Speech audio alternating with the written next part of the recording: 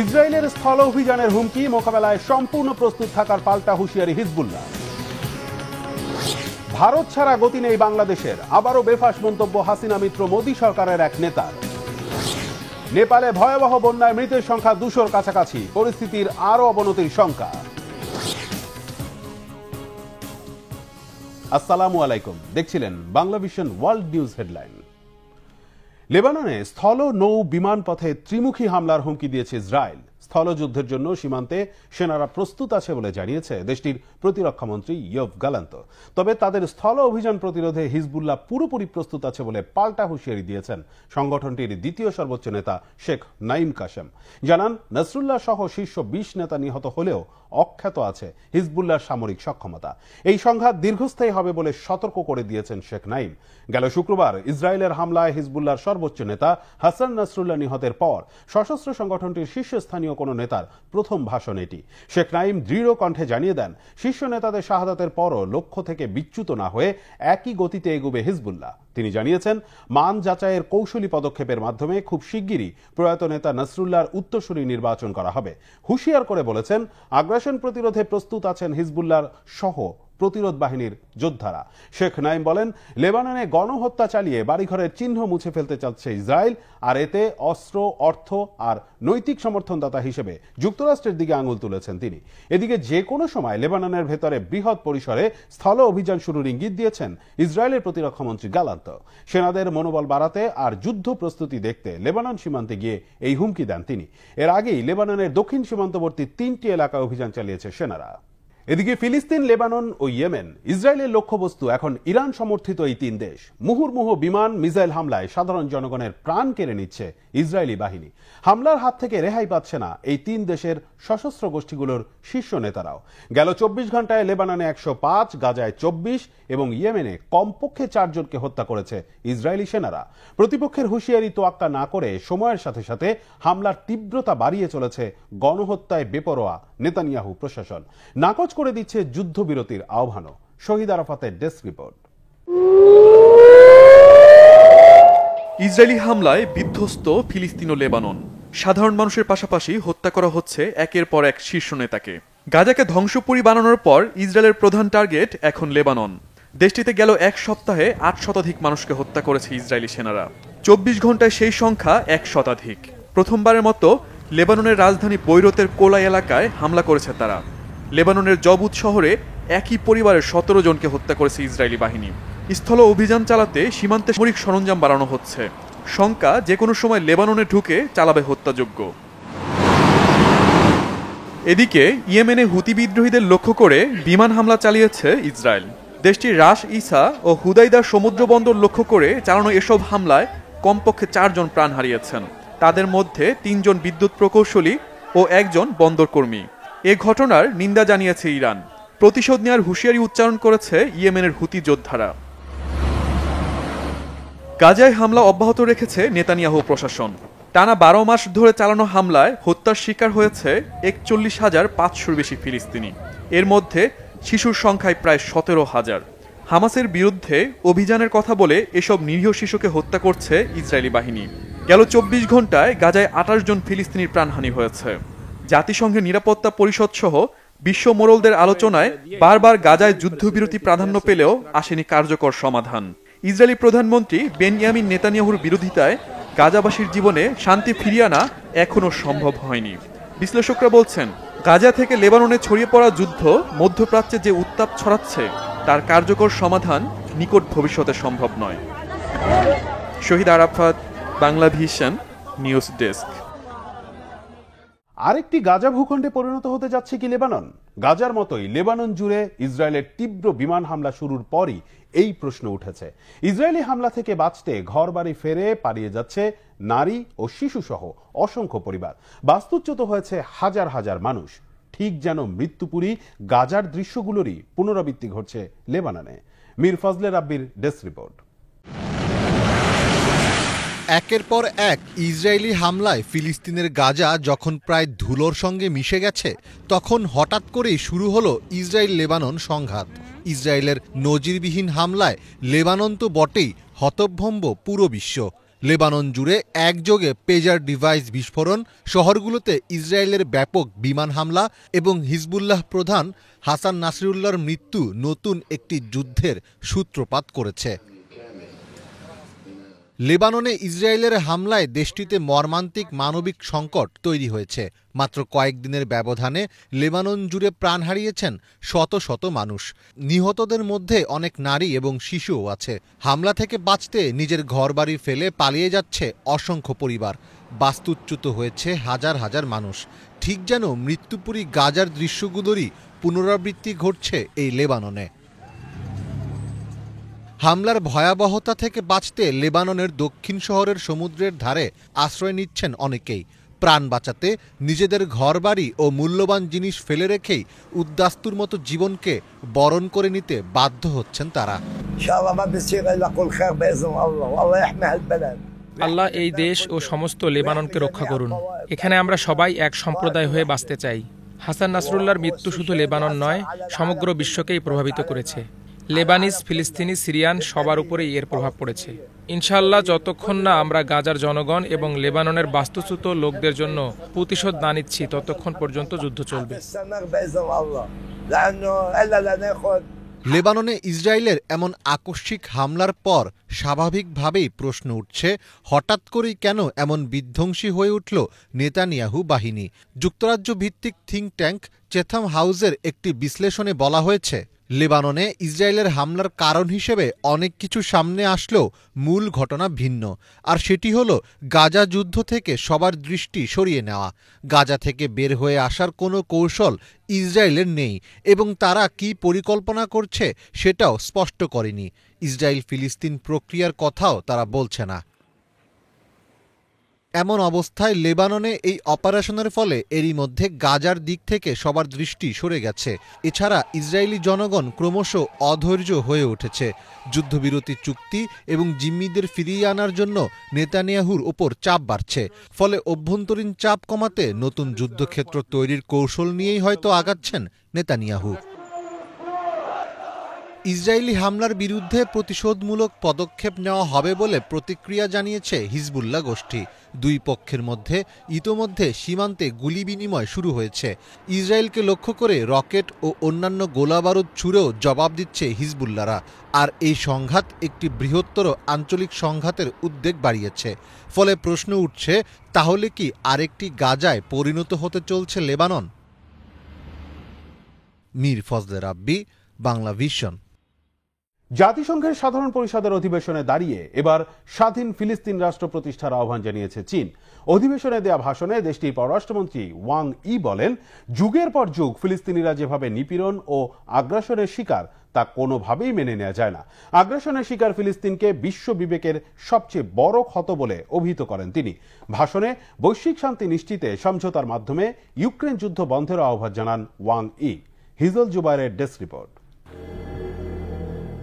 জাতিসংঘের সাধারণ অধিবেশনে গাজা যুদ্ধ, ইউক্রেন যুদ্ধ সহ আন্তর্জাতিক ও আঞ্চলিক বিভিন্ন সংঘাতের শান্তিপূর্ণ সমাধানের আহ্বান জানিয়েছে চীন। চীনের পক্ষ থেকে এবারে দেশটির পররাষ্ট্রমন্ত্রী ওয়াং ই এই অধিবেশনে ভাষণ দেন।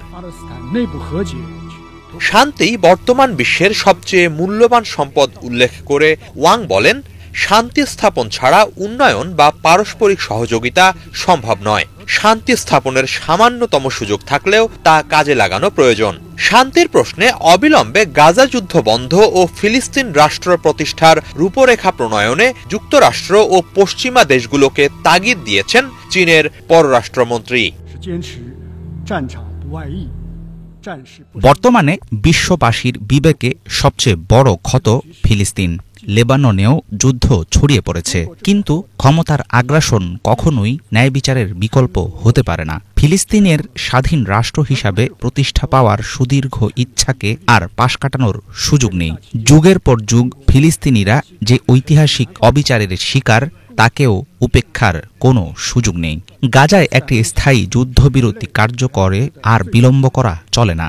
একই সাথে চলমান সংঘাতের স্থায়ী সমাধান আছে কেবল ফিলিস্তিন ইসরায়েল দুই রাষ্ট্রভিত্তিক সমাধানের মাঝেই।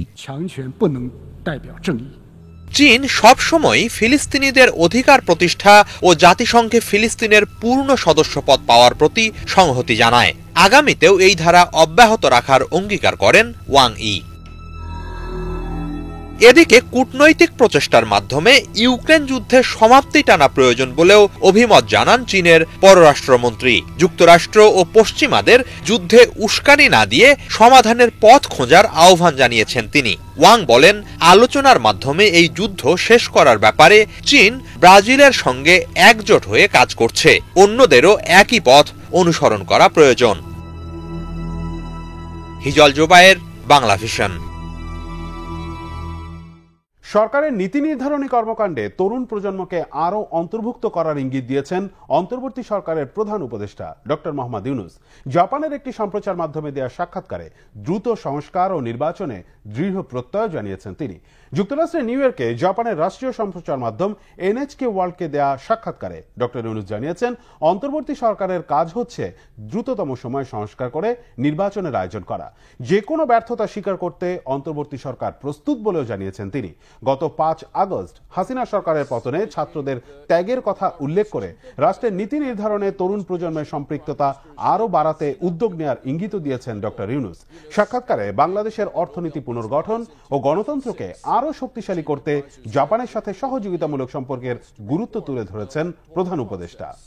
Our job is to do it as quickly as possible because we are not here to stay long.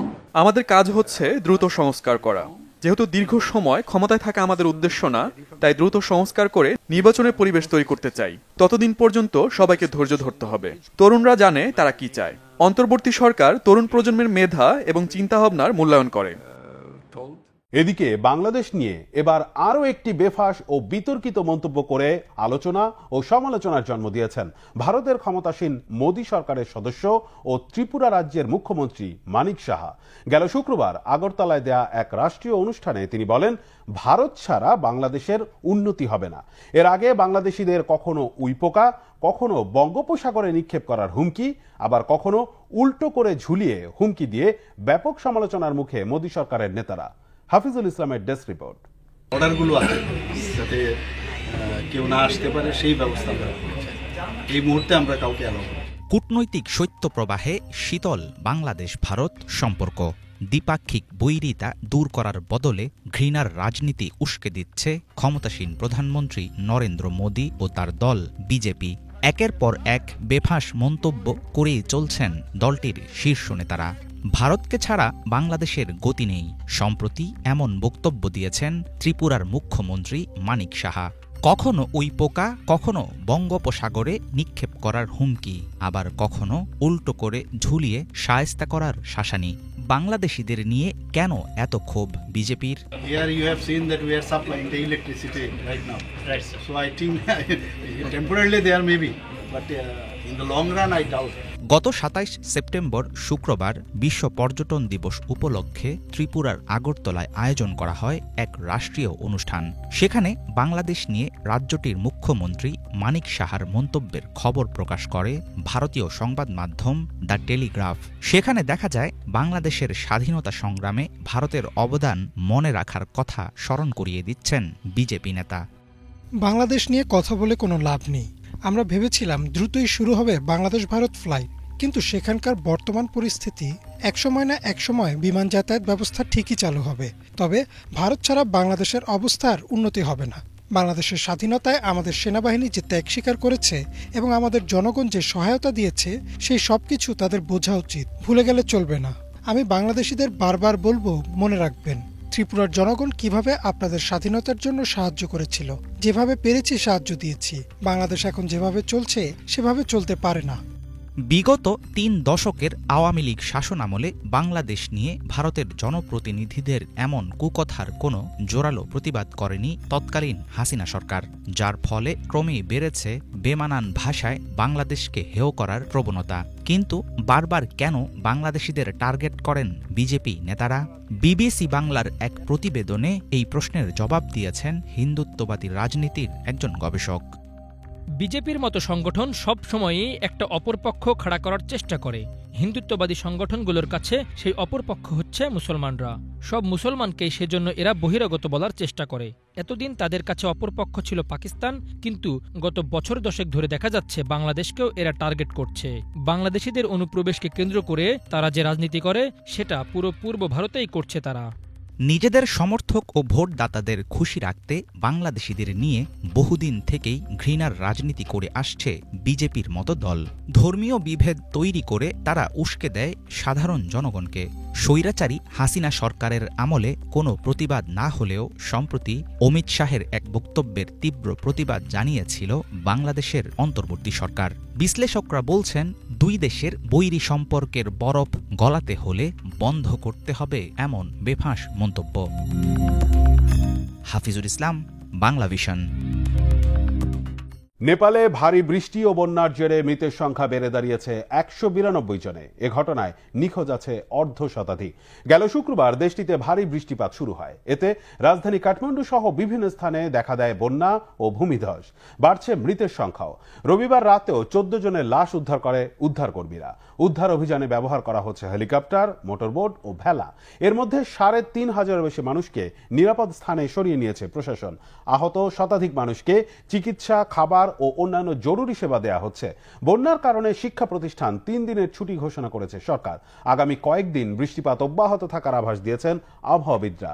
এতে বন্যা পরিস্থিতির অবনতি হওয়ার শঙ্কা রয়েছে। স্থানীয়রা বলছেন, গেল ৪০ থেকে ৪৫ বছরে এমন বিধ্বংসী বন্যা দেখেননি তারা। যুদ্ধবন্ধে রাশিয়ার আলোচনা প্রস্তাব যতবার ভেস্তে যায়, ইউক্রেন ততই সংকুচিত হতে থাকে বলে মন্তব্য করেছেন রুশ পররাষ্ট্রমন্ত্রী সার্গেই ল্যাভরভ। তিনি বলেন, পশ্চিমাদের মদদে কিয়েভ এমনটা করছে, কিন্তু তাদের কৌশল সাফল্যের মুখ দেখবে না। এদিকে এরই মধ্যে রবিবার এক বিবৃতিতে ইউক্রেনের সেনাদের হটিয়ে লুহান্স্কের মাকিয়েভকা শহরের নিয়ন্ত্রণ নেওয়ার দাবি করেছে রুশ প্রতিরক্ষা মন্ত্রণালয়। এছাড়া শেষ ২৪ ঘন্টায় স্কারফে হামলায় ইউক্রেন ৪ শতাধিক সেনা হারিয়েছে বলে জানায় তারা। ডেস্ক রিপোর্টে বিস্তারিত। যুদ্ধবন্ধে আলোচনার প্রস্তাব দেয়া হলেও ইউক্রেনের দিক থেকে বারবার তা ভেস্তে দেয়া হচ্ছে বলে অভিযোগ তুলেছেন রুশ পররাষ্ট্রমন্ত্রী সার্গেই ল্যাভরভ। জাতিসংঘের ৭৯তম সাধারণ অধিবেশন ঘিরে নিউ ইয়র্কে এক সংবাদ সম্মেলনে এ অভিযোগ তোলেন তিনি। ল্যাভরভ বলেন, আলোচনা ভেস্তে দিয়ে ইউক্রেনেরই ক্ষতি হচ্ছে। যতবার আলোচনা ব্যাহত হচ্ছে, ভূখণ্ড হারিয়ে ছোট হয়ে আসছে ইউক্রেন। মিন্স্ক চুক্তি প্রত্যাখ্যান বা ২০২২ সালে ইউক্রেনের সমঝোতা আলোচনা ভেস্তে দেয়ার উদাহরণ টেনে ল্যাভরভ বলেন, ২০২২-এ যুক্তরাজ্যের তৎকালীন প্রধানমন্ত্রী বরিস জনসন ইউক্রেনকে যুদ্ধ চালিয়ে যাওয়ার পরামর্শ দেন। ইউক্রেন যদি এভাবেই চলতে থাকে, কালক্ষেপণের কৌশল খুঁজে তা সফল হবে না বলে সতর্ক করেন ল্যাভরভ।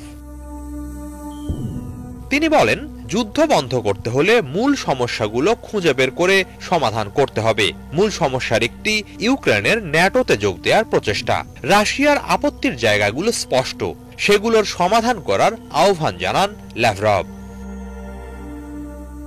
এদিকে এরই মাঝে লুহান্স্ক পিপলস রিপাবলিকের মাকিয়েভকা শহর নিজেদের নিয়ন্ত্রণে নেয়ার দাবি জানিয়েছে রাশিয়া। রবিবার এক বিবৃতিতে রুশ প্রতিরক্ষা মন্ত্রণালয় জানায়, ওয়েস্ট ব্যাটল গ্রুপের অব্যাহত হামলায় মাকিয়েভকা থেকে পিছু হটতে বাধ্য হয়েছে শত্রু বাহিনী। খার্কিভ ও দোনেস্কের বিভিন্ন এলাকাতেও রুশ বাহিনী এগিয়ে যাচ্ছে বলে জানিয়েছে তারা। অন্যদিকে রাশিয়ার কার্স্ক প্রদেশে অনুপ্রবেশ করা ইউক্রেনীয় বাহিনী রুশ সেনাদের জোরালো হামলার মুখে আছে বলে জানানো হয়েছে। যুদ্ধ বিমান ও কামান দিয়েও তাদের ওপর হামলা চালানো হচ্ছে। শেষ ২৪ ঘন্টায় সেখানে ৪ শতাধিক ইউক্রেনীয় সেনা প্রাণ হারিয়েছে বলে জানায় রুশ প্রতিরক্ষা মন্ত্রণালয়। এছাড়া ৯টি সাঁজোয়া যান, রকেট লঞ্চার সহ অনুপ্রবেশকারীদের উল্লেখযোগ্য পরিমাণ গোলাবারুদ ধ্বংস করার কথা জানানো হয়েছে। হিজল জোবায়ের, বাংলা ভিশন। চীনে যথাযোগ্য মর্যাদায় পালিত হয়েছে শহীদ দিবস। এ উপলক্ষে সোমবার সকালে অন্যান্য নেতাদের সঙ্গে নিয়ে তিনামেন স্কয়ারের শহীদ বেদিতে ফুল দিয়ে শ্রদ্ধা জানান প্রেসিডেন্ট শি জিনপিং। শহীদদের স্মরণে ট্রাম্পেট বাজিয়ে শুরু হয় মূল আয়োজন। এরপর বাজানো হয় জাতীয় সঙ্গীত। পরে বেদির কাছে গিয়ে শহীদদের স্মরণে কিছু সময় নীরবতা পালন করেন শি জিনপিং সহ উপস্থিত সকলে। ডেস্ক রিপোর্টে বিস্তারিত। 2014 সাল থেকে 30 সেপ্টেম্বর শহীদ দিবস পালন করে আসছে চীন। সেই ধারাবাহিকতায় সোমবার যথাযথ ভাবগাম্ভীর্যের সাথে 11তম শহীদ দিবস পালিত হয়েছে দেশটিতে। এ উপলক্ষে এদিন সকালে বেইজিংয়ের তিনামেন স্কয়ারে শহীদ বেদিতে ফুল দিয়ে শ্রদ্ধা জানান চীনের প্রেসিডেন্ট শি জিনপিং। লি কিয়াং, জাও লেজি, ওয়াং হানিং, খাই চি সহ চীনা কমিউনিস্ট পার্টির শীর্ষ নেতারাও এ সময় উপস্থিত ছিলেন। স্থানীয় সময় সকাল 10টায় সামরিক বাহিনীর একটি চৌকস দলের ট্রাম্পেট বাজানোর মধ্য দিয়ে শুরু হয় শ্রদ্ধা জ্ঞাপন অনুষ্ঠান। এরপর উপস্থিত সবাই জাতীয় সঙ্গীতের সাথে কণ্ঠ মেলান। পরে People's Republic of China PRC প্রতিষ্ঠায় ও চীনাদের স্বাধীনতার জন্য জীবন উৎসর্গকারী বীর সৈনিকদের উদ্দেশ্যে বেশ কিছুক্ষণ নীরবতা পালন করা হয়। এরপর দেশাত্মবোধক গান পরিবেশন করে একদল শিশু। ধীরে ধীরে গার্ড অব অনার সহযোগে ফুলের পসরা বয়ে নিয়ে যাওয়া হয় মূল স্মৃতিস্তম্ভের কাছে। সে সময় শি ও অন্যান্য নেতারা বেদির কাছে গিয়ে দাঁড়ান। এরপর একে একে শিশু সহ অন্যান্যরাও বেদিতে ফুল দিয়ে শ্রদ্ধা জানায়। 1949 সালের 1 অক্টোবর প্রতিষ্ঠিত হয় পিআরসি। এর একদিন আগে এই স্মৃতিস্তম্ভের ভিত্তিপ্রস্তর স্থাপন করা হয়। হিজল জোবায়ের, বাংলা ভিশন। এই ছিল আজকের মতো। সাথে থাকার জন্য ধন্যবাদ।